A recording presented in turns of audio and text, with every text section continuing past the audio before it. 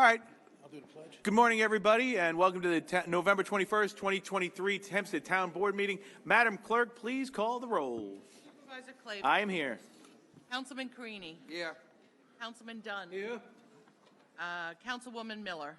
Here. Councilman Muscarella. In the building. And Councilwoman Ryder. Okay, Here. I now ask that Councilwoman Ryder would please lead us in the Pledge of Allegiance. Place your hand over your heart. I pledge allegiance to the flag of the United States of America and to the republic for which it stands, One nation, under God, indivisible, with liberty and justice for all. Madam Clerk, would you please call the first item? Yes, on the public hearings calendar, we have a proposed local law regarding regulations and restrictions to limit parking in East Meadow, Lido Beach, Oceanside, and Uniondale. Any member of the board wish to be heard?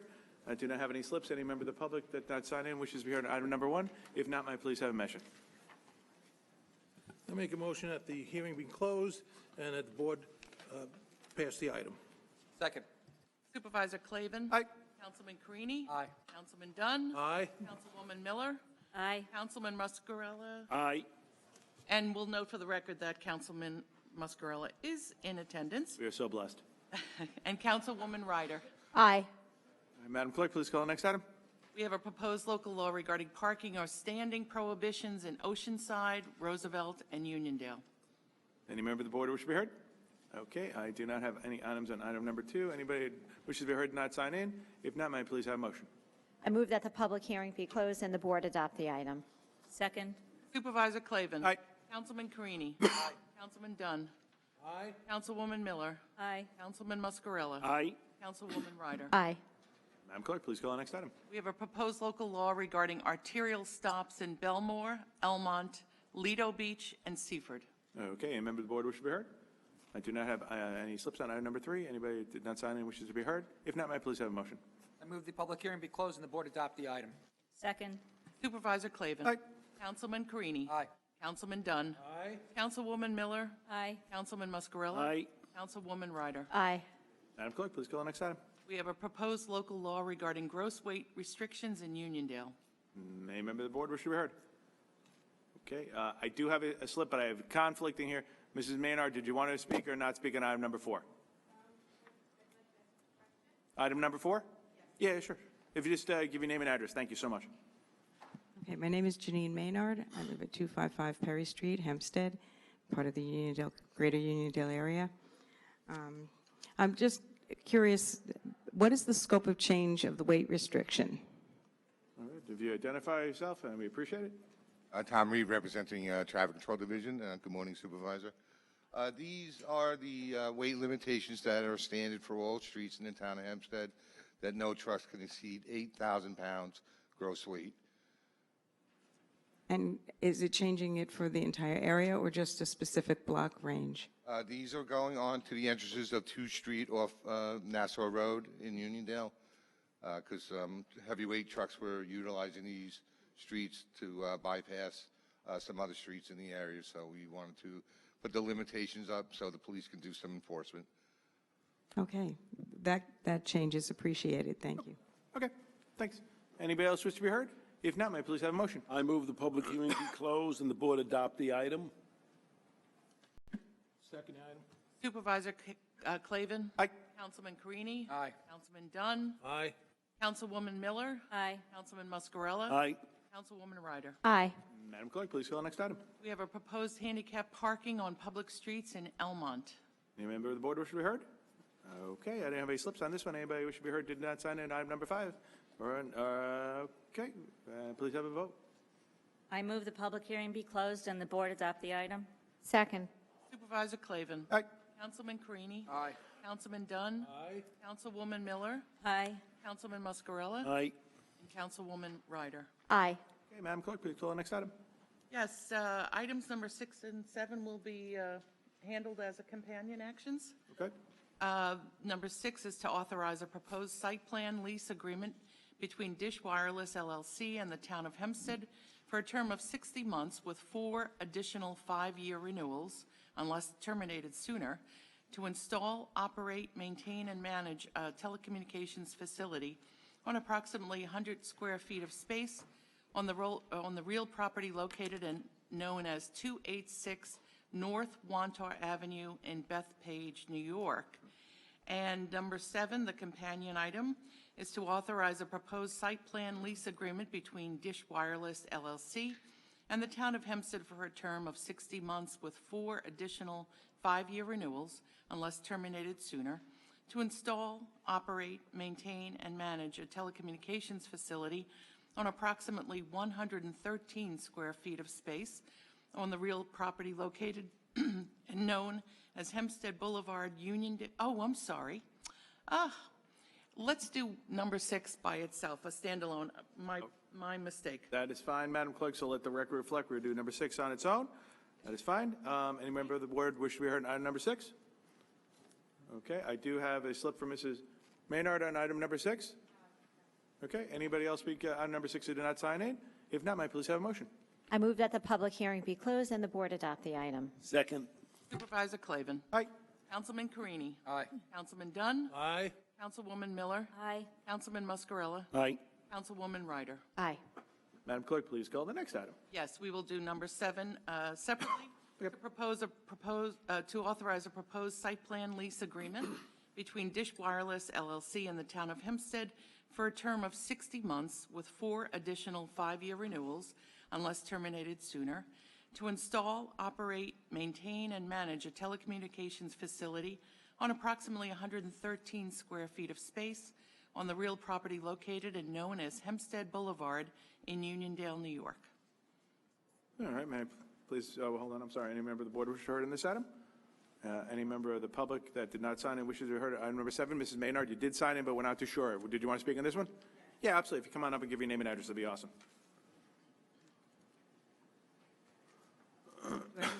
Do I restate my name? Yeah, if you give your name and address, thank you. Okay, Janine Maynard, 255 Perry Street, Hempstead, New York, also part of the Uniondale community. I'm concerned about the RF signaling. Is this Dish service going to broadcast RF signals? Commissioner, if you identify yourself, that'd be awesome. Good morning, Supervisor Clavin, members of the town board, Commissioner Reinhardt from the Department of Water.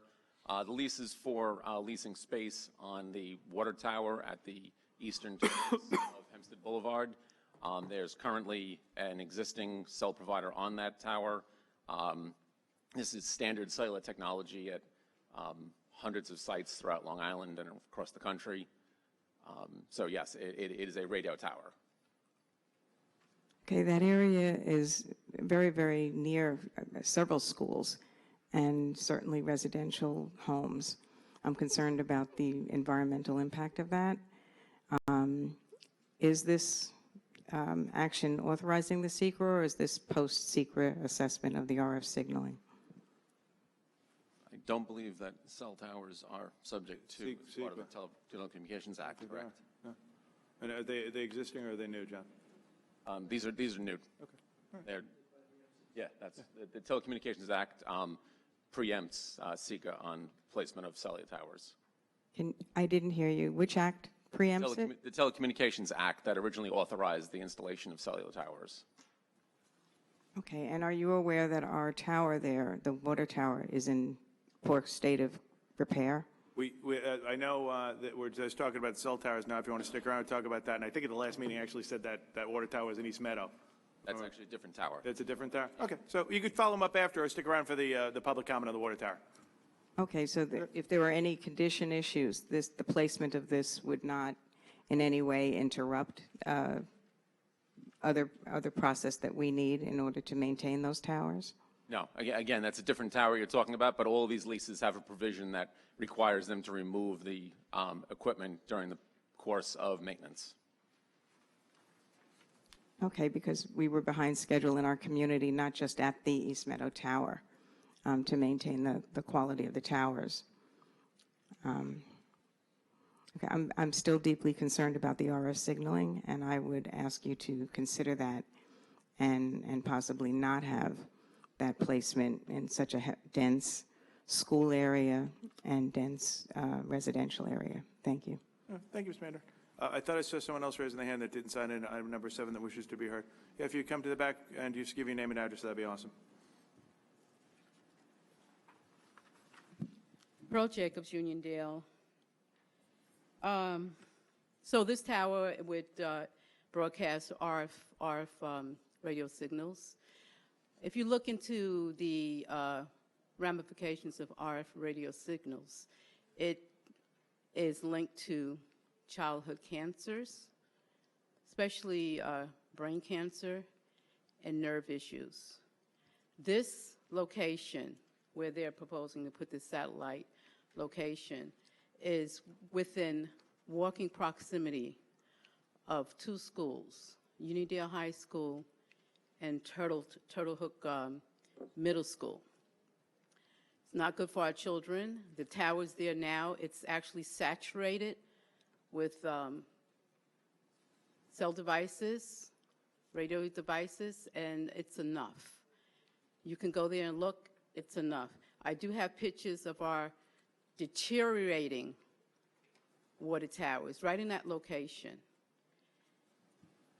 My question is, how much monetary gain will the town benefit from this? How much are you charging Dish Network for this, to put this satellite location?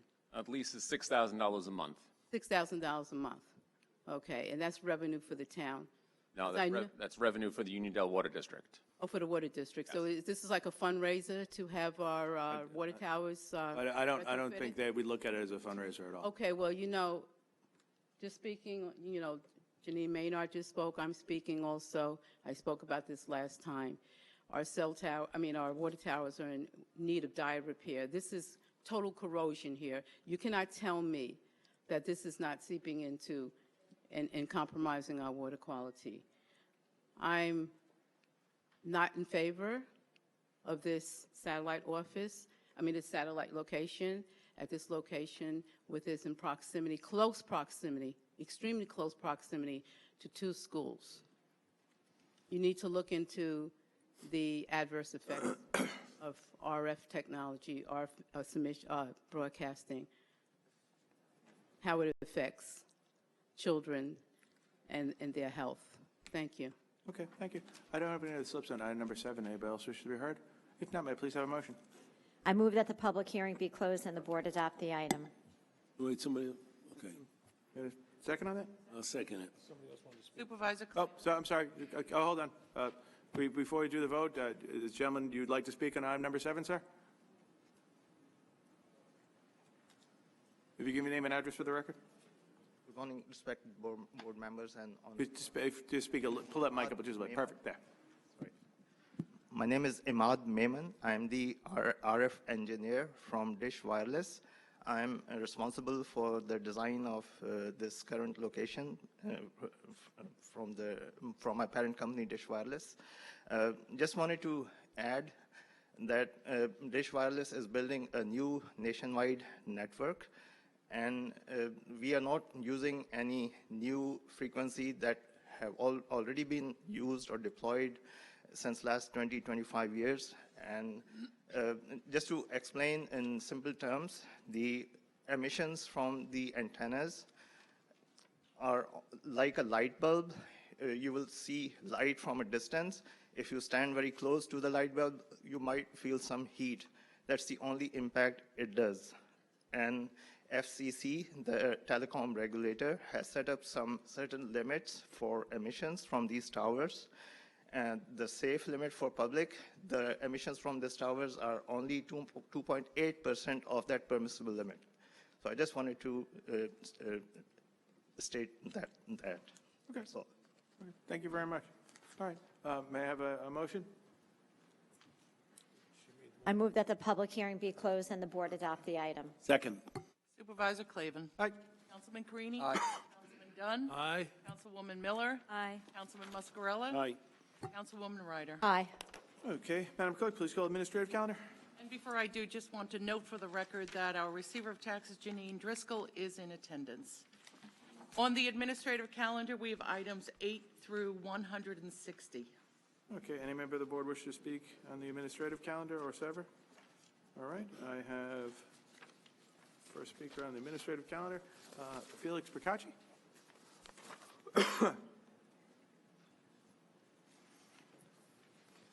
Morning, Mr. Procacci. If you give your name and address for the record, thank you.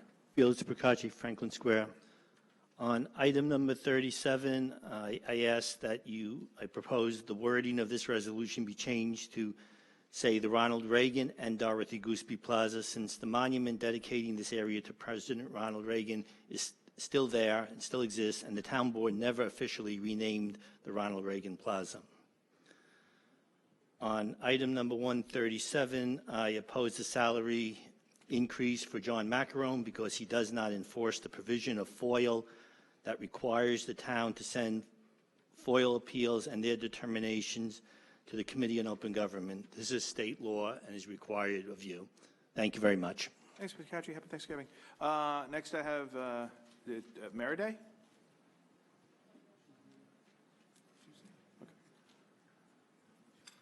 Morning. If you give your name and address for the record.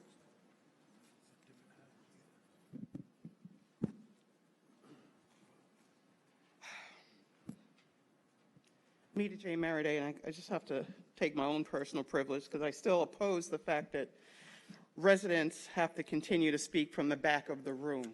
That continues to be a personal affront to me as an individual and a person of African American heritage, especially when there's no justification for us to continue to do so. So if that means using 30 seconds of my time, I'll do that. I just find it interesting that now we're looking at this calendar and there's so many contracts.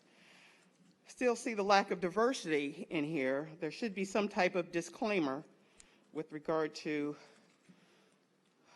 whether this township is an equal opportunity employer and that they exercise all aspects of outreach with inclusion of minority, women, service-disabled, and veteran-owned.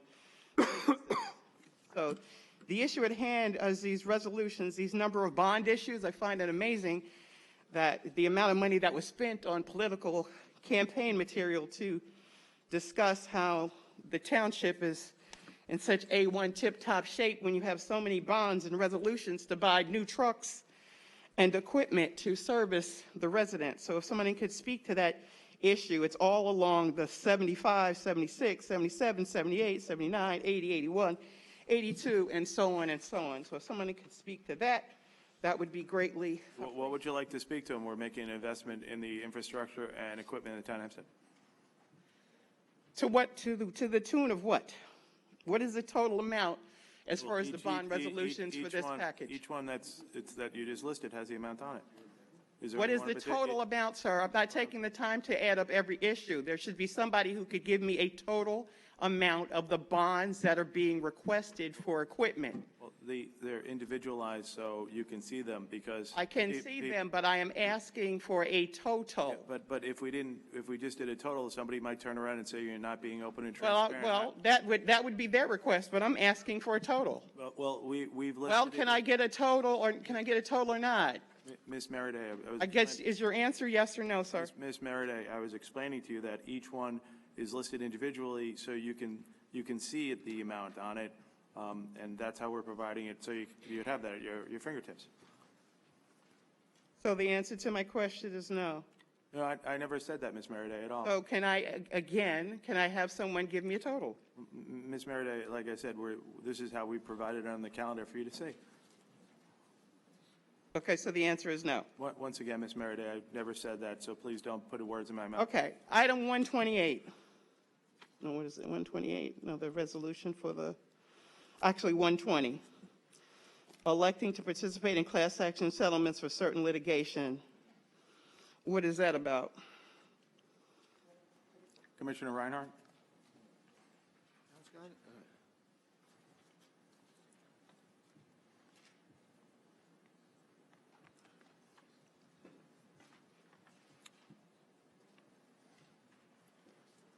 Thank you, Commissioner. Good morning, Supervisor Clavin. Commissioner Reinhardt, Department of Water. Item 120 deals with the town's election to participate in a class action lawsuit to settle our PFOA, PFOS lawsuits against a number of defendants. So we're settling. Are we addressing the PFA issues, the water problems that we have in the township? We have been doing so, yes. This is for us to try to recover some of the funds we expended in that effort. Okay. And then this is from dealing with companies that were doing business with the township? No. These are chemical manufacturers and companies that license these products. Okay, so we're going after them now if they're already proven toxic to residents. They are compounds that are regulated in the water supply, and when they became regulated, we took actions against the manufacturers of the compounds. I see. Interesting. Okay, thank you, Ms. Mariday. If you have any other questions, let us know. Talk to the commissioner in the back. I don't have any other slips from administrative calendar. If anybody else would like to speak on it, if they go to the back and give their name and address, that would be great.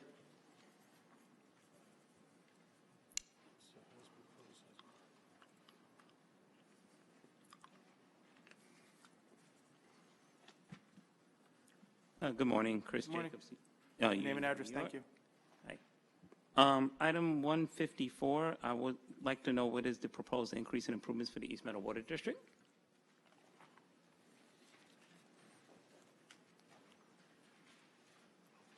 It's a good workout for you, Jay. You getting your steps.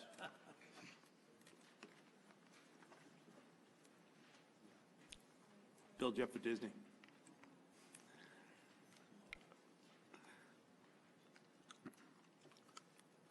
$154 is a calling resolution for the hearing at the next town board meeting. Okay. There's a large number of items being done in that district. Okay. Okay. And that'll be in the next board meeting? That'll be the next meeting, yeah. Okay. Okay. Does one of them include the improvement to the water tower right near Turtle Hook? Because I know you had said before that's in the East Meadow Water District. Yes, it is. Okay. And to piggyback off of that, I don't see anything for the Uniondale Water District and the tower that's right near the high school. I think you said that's under the. Do you have a question on the administrative calendar? Yes, in relation to 154. Okay, so it said, is there anything else regarding 154? You said the water Yes, tower's on it, right? Question I have for Commissioner Reinhardt. That'll be at the next board meeting. Meadow Tower is in that for next year. It's for the one near Uniondale by the high school? Right, Turtle Hook. I'm saying, but the two towers are in the same condition. They're both in dilapidated condition. So I'm trying to figure out how come anything's not being done about the Uniondale Tower near the high school. One tower can be done during each off-season. I can't take more than one tower offline at a time. So we base them based on the condition. And the tower behind Turtle Hook right now is the next tower to be done based on its condition. After that, more than likely, the Hempstead Boulevard Tower would be the next one. Okay, and what criteria fit the need for the Turtle Hook one to be done Well, first? that will be dealt with at the next meeting. Well, you have it. This is just a calling resolution. So at the next meeting, you can ask those questions and have more details. Okay, that's a good idea. Okay, that's all. Thank you. Okay, thank you very much. Yes, if anybody else, you come on to the back there and give your name and address.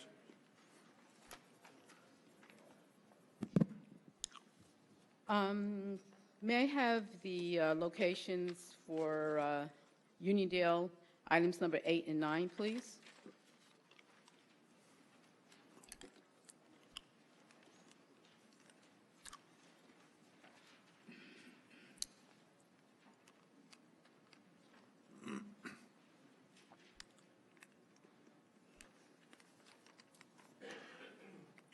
Thank you, Commissioner. If you give your name and address, that'd be great. Fred Jowitz, Commissioner, Town of Hempstead, Department of Buildings. Good morning, everybody. Mr. Supervisor, council people. The locations in Uniondale are 581. Are you specifically referring to the board ups? Or every? No, just Uniondale, please. Okay. For Uniondale, we have 601 Moffett Place. 601 Marfa? Moffat. Yeah, Moffett. Moffett. Yeah, Moffett Place, yeah. And the other? And we also have 581 Emerson Street in Uniondale. Okay. Thank you for that. And also, I need some clarification on items 47, 49.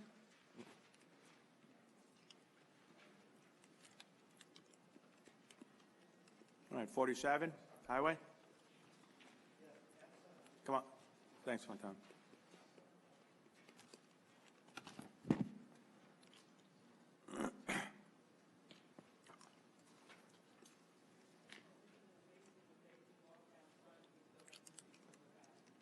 just like Rosa Park on the bus.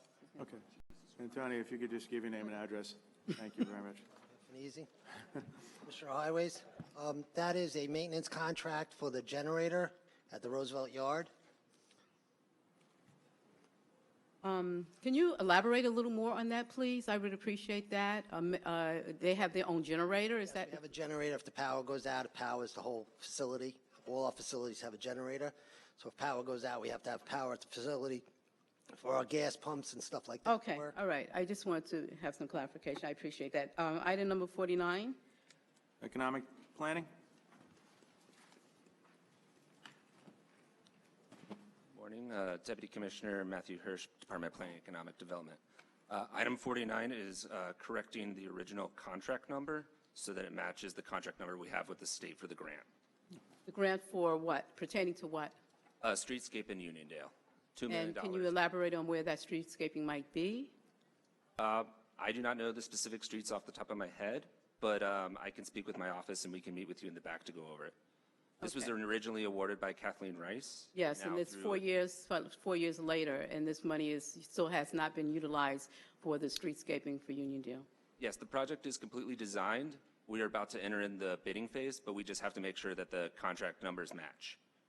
You know, I don't know why, and this is not directed towards you, sir, that, you know, why every time monies are allocated from our federal government or our state government, it takes years to reach, you know, what it was intended for, especially Uniondale. No, I don't, there's no I oversight. don't think that's but accurate, but listen, thank you. that's That's my nice you can comment. make a generalization. That's not And true. We're not gonna items accept that. number 65 and 67, I need clarification on that, please.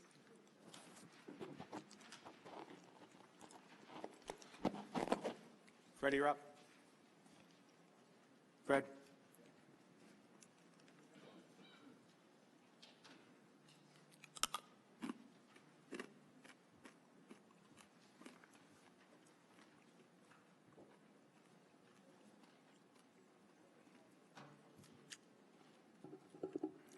Fred, are these at downtown Baldwin? Yes, these are the downtown Baldwin. Both these projects are in the Baldwin MXD zoning district, the overlay district, and they're just for extensions of time to secure permits. That's from the developers, right? Yes. Okay. For the developers can, what sort of development? That's the one where you did revitalization of downtown Baldwin with housing down on Sunrise Highway? Okay. And 67, please? 67 is another project in the same Baldwin overlay district. And it's pertaining to that same... Same use, correct. Thank you. Okay, thank you very much. Anybody else didn't sign in administrative calendar? If not, may I please have a motion? Pretty please. Anyone? I move we adopt the administrative calendar in its entirety. Second. Supervisor Clavin. Aye. Councilman Carini. Aye. Councilman Dunn. Aye. Councilwoman Miller. Councilman Muscarella. Aye. Councilwoman Ryder. Aye. And at the fall meeting's over, can I have a motion to adjourn? I make a motion to adjourn the meeting. Second. Supervisor Clavin. Aye. Councilman Carini. Aye. Councilman Dunn. Aye. Councilwoman Miller. Councilman Muscarella. Aye. Councilwoman Ryder. Aye. Okay, now that the formal town board meeting's been adjourned, the town will remain to listen to the comments of residents, and we'll start off with Felix Picacci.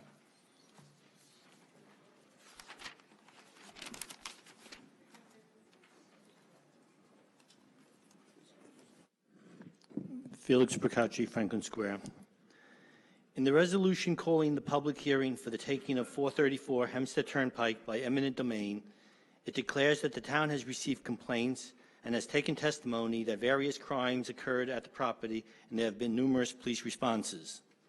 The town indicated to me in a response to a FOIL request that no testimony was taken and directed me to contact the 5th Police Precinct regarding the crimes and police responses that will be considered at this hearing. The 5th Precinct told me they had no knowledge of the eminent domain hearing or what evidence was going to be presented at this hearing. The town's response also only shows that 2 complaints by the town's building department dated May 19th and July 25th of 2023 exist. Town records also show that 2 prior inspections performed in January 2022 and 2023 by the town's chief building inspector found no violations. These facts beg the question, did the town perform an investigation as to why these serious violations were not found during the 2 prior inspections? Let everyone be clear as to what the town government did. They boarded up a business on the premise that these buildings are so dangerous to enter that no one, not even qualified contractors, can be hired to repair the alleged violations. Yet even the town's chief building inspector couldn't find these violations after 2 inspections. There are also problems with the way the town decided the question of whether property should be declared a public nuisance. The town's outside counsel provided instructions to the town board telling them that 2 predicate arrests must have occurred on the property within 12 months, and both notices of predicate arrest must have a copy of Chapter 91 attached, and the notice of the hearing must be provided 10 days prior. Yet the evidence provided as exhibits to the town board by the town's outside counsel show that none of these actions were taken. But this same outside counsel argued in court papers that such deficiencies are legally irrelevant. The question is, how did the town board know that the instructions provided by the attorney were irrelevant? Clearly, the town board, if they looked at the evidence, did not follow the instructions of their own outside counsel. All residents should be concerned, regardless of how you feel about the Capri Motel. The town board willfully and intentionally violated provisions of their own town laws to shut down a legitimate business and called a hearing to take the property by eminent domain without providing any of the evidence it cites in its own resolution, according to the FOIL responses I received. Also, Mr. Clavin, I sent you a letter, emailed, and you complained about my behavior. You didn't respond to it. You wanted to go on the record. You had an opportunity to go on the record, and you chose not. Oh, thank you, Mr. Piccacci. You have a great Thanksgiving. Next, I have Pearl Jacobs.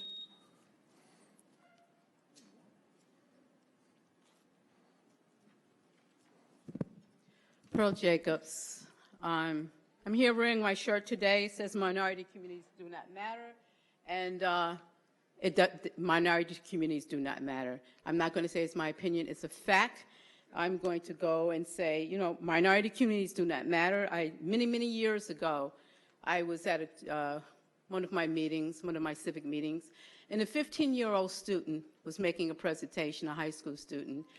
And after the meeting, we had, you know, cakes and cookie and, you know, little refreshments. He approached me. He says, Mrs. Jacobs, he said, why doesn't our community look like other communities? So this is from the view of a 15-year-old youth.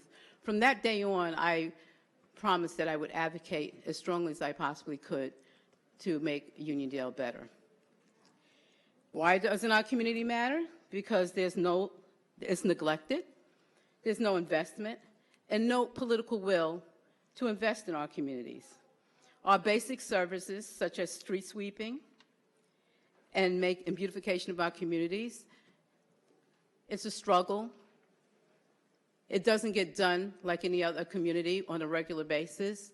I have emails, I have calls consistently where I'm calling, emailing just to get work done in our community. That's why minorities community doesn't matter. Visual pollution, we have languishing lots in Uniondale. Languishing lots, okay, we have at least 5 of them that have been sitting there and languishing for 7, 8, 9 years, and nothing's being done with it. There's no investment. There's no oversight. Visual pollution. What else do we have? Oh, we have 97% of all shelter homes, and I'm not speaking of women and children. I'm speaking of single male shelter homes where they are released from prison and all sort of correction facilities. 97% of those homes are located in Uniondale, Hempstead, Freeport, and Roosevelt. That's why minorities community do not matter. Decades of lack of code enforcement. That's why we have, I know Supervisor Clavin, you went after Governor Hochul about the ADUs, and you were rightfully so. But ADUs has been in our community for many years, for many decades of lack of code enforcement. And there's no oversight from our federal government or state official when it comes to allocating money to our communities. Thank you. Minority communities do not matter. It's a fact. Okay, thanks, Ms. Jacobs. Happy Thanksgiving. Next, I have Leslie Simmons.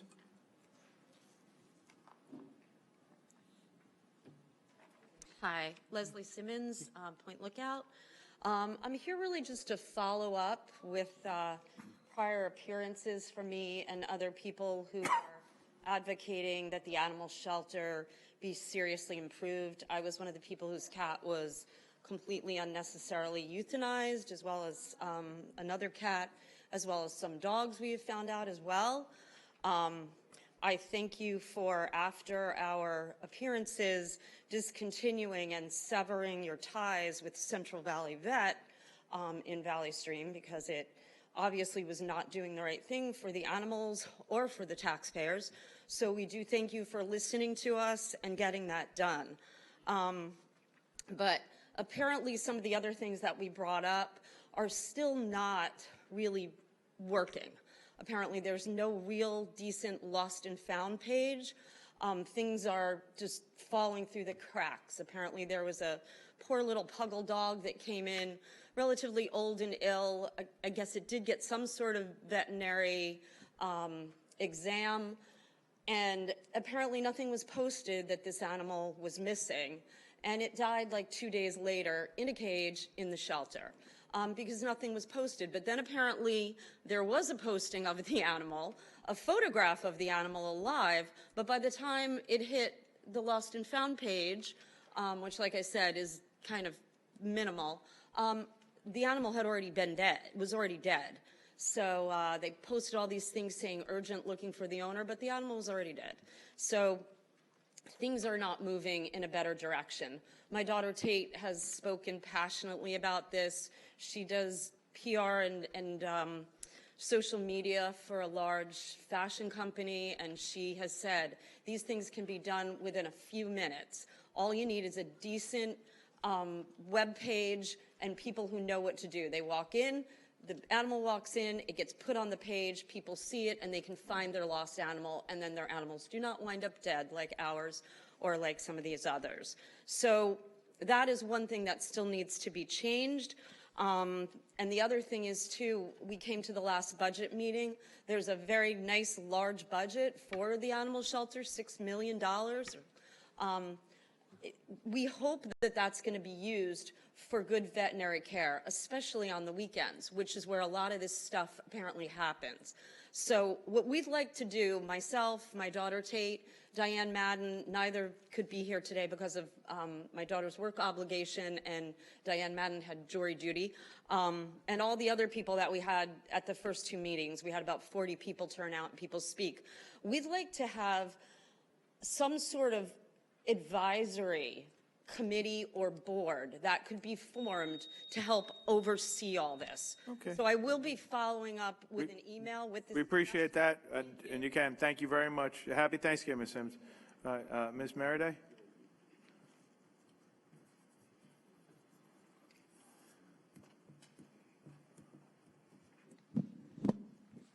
Since I cannot move the podium this time, I am moving further. No, Ms. Meriday, we have established rules. Ms. Meriday, you will not be heard. We've established rules that residents are to stand. Ms. Meriday, please cut the mic. And you know what? If we have to take a break from the meeting for this, you have a choice, Ms. Meriday. You can follow the rules as everyone else respect. Ms. Meriday, we've respectfully, every other resident doesn't have a problem with respectfully standing behind the podium, addressing the crowd. We've asked that over and over. We've expressed there are some safety concerns for a number of reasons. We have, Ms. Meriday, you wanted to ask the question. Ms. Meriday, you wanted to ask the question. I'm going to give you the answer. So, Ms. Meriday, we asked you to stand behind there. It's not that difficult. We can hear you great. You stand back there and you go. This microphone, why do I have to stand in the back? For safety rules, if your commissioners, ironically, who are all male, can walk down front, but me, a person of color, have to stand in the back. What rule is that based on? What rule? I'm asking. Is that an unreasonable question to ask the rule? I guess it is, so no rules exist. That's how it goes here. But then again, this is the land that generated a George Santos. But hey, we fought you on the casino, but I guess the town didn't get that largesse that might get clawed back by Sands. We fought that fight, and we're still fighting it. Don't get it twisted. This issue that I'm bringing up now, the roads in Baldwin, and it's all Baldwin. So I just want to reconfirm to Councilman Ryder, you represent all of Baldwin. I don't care what the map says. You represent all of Baldwin. So don't get it twisted and think you just got the lower half that's got the $10 million, because we all are part of that. The roads and the town roads in Baldwin are atrocious. Questioning meetings. We don't have enough night meetings for residents to have concern to be able to come and participate in this farce that's called government. This morning, just this morning, my fingers are still freezing from participating in a stand-down where we had veteran volunteers that were concerned that the 500 packets that they put together would not be enough, probably, for all of those that waited in the cold and are still out there to get support services. But hey, wear your lapel pin proudly as we have residents that are starving to death, facing eviction, or possibly contemplating suicide. It's on the rise. The lack of diversity is glaring in 2023 as we go into 2024. The cybersecurity issue, I don't know, maybe there is a friend, relative, or a high-priced donor that you're going to give another contract to. Maybe that's what's tied into these bond resolutions. But I'm just hoping that Newsday will get off of its duff and do the investigative Thank you, Ms. reporting Merida, that and have it a needs wonderful to. Thanksgiving. Next, I'm going to call up Ms. Uniondale. Thank you so much. Ms. Uniondale, it's your opportunity. Thank you. You're welcome.